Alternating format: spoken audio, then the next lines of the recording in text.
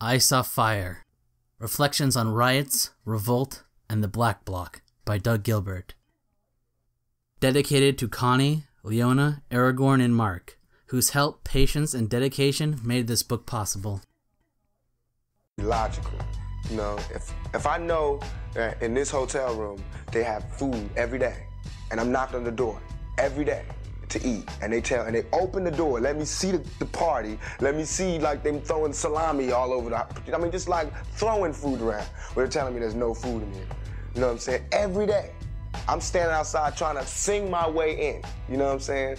We are hungry, please let us in. We are hungry, please let us in.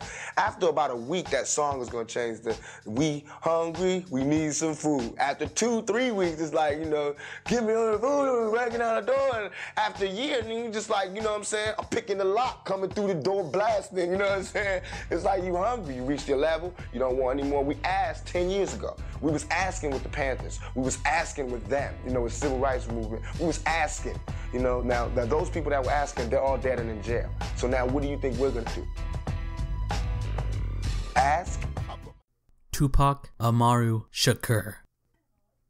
Foreword by Connie Anderson. To truly tell a story is to paint a picture.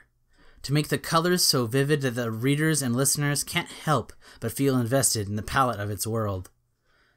It can be an alternate universe arising from a myth meant to explain this one, or a moment in time depicted by a single person sharing with us the smells and sounds of living through a particular experience. Journeying with another leads us to being changed in some way, as the mind opens up to make room for something beyond what is in front of one's eyes. And the story, this almost spiritual enunciation, with its unique ability to transport the mind, adds new texture to the realm of reality. This texture is the stuff that wistful memories are made of. It has the magic realism of dreams and makes even the dreary feel beautiful. It takes an account or a fantasy or an idea and breathes into these an otherworldly force. Its history is deeply embedded in our own, and yet we dispose of it more and more in our daily lives. No time, no energy, nothing to say except what is necessary. But the glowing ochre that weeps through the window before dusk is necessary. The scent of earth on a tomato just off the vine, and the sad birds singing the neighborhood awake are just as important as any timeline of events that transpire before us. The way our hearts sag or rise at the end of the day is fundamental to the narrative of our lives. When these elements are forgotten or left behind, we are emptied of the magic of living. The art of storytelling drifts slowly away, disintegrating into a horizon that no longer looks familiar. Our words exist in a society growing ever more impatient, continuously reducing experiences to fragments small enough to fit in the latest handheld device. There is little time for mythical narratives created outside capital-producing entertainment. The spirit has been replaced by the need for spectacular and instant gratification. Even in the discourse we create ourselves, there is a sense of urgency, an almost compulsive attempt to connect the dots, to figure it all out, and there is so much that gets lost in this rabid quest for answers. It is a reaching into imagination, into the terrain of some protagonist's wandering that escapes the present so drastically. And yet I Saw Fire grasps this dying form of story and finds itself triumphant in an almost forgotten landscape. The compilation of text you are about to read will take you on a journey that leads into the streets of Phoenix during multiple battles against the National Socialist Movement, through the encampments and riots of Occupy Oakland, and into the emotions of existence of being an anarchist. You will put on a black mask and defend its honor against many opposing forces. You will be a worker, combatant, friend.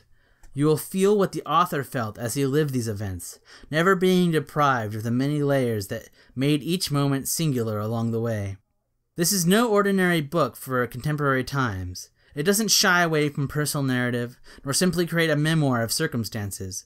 Every bit of analysis has the warmth of a body behind it. The history of struggle, lifting it up with passion and purpose, inviting readers into a world of fighting with humor and sincerity. Like a conversation late into the night, drunk on banter and contemplation, Ice Off Fire will keep you captivated until its last sentence. Doug's relentless prodding will have you laughing your ass off.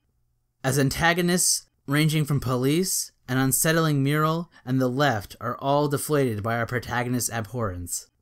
And we are the protagonists in these pages as well. We are an undeniable part of this world that has been painted and hurled before our eyes. It is a sort of mirror that shows us more than just our masked faces.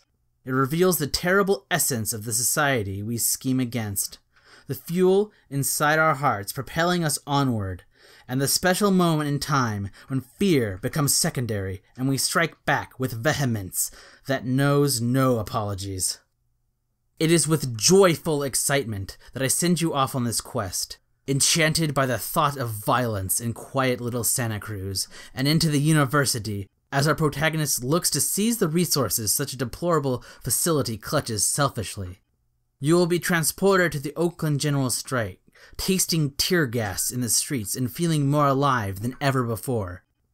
Whether this is your first time visiting these scenes or an experienced traveler here, you will find new sights and new insights. No matter where you come from or why you're here, now is the time to put your sweatpants on, make a cup of tea, or grab a beer and get ready for the ride, 'cause it's going down. It's going down for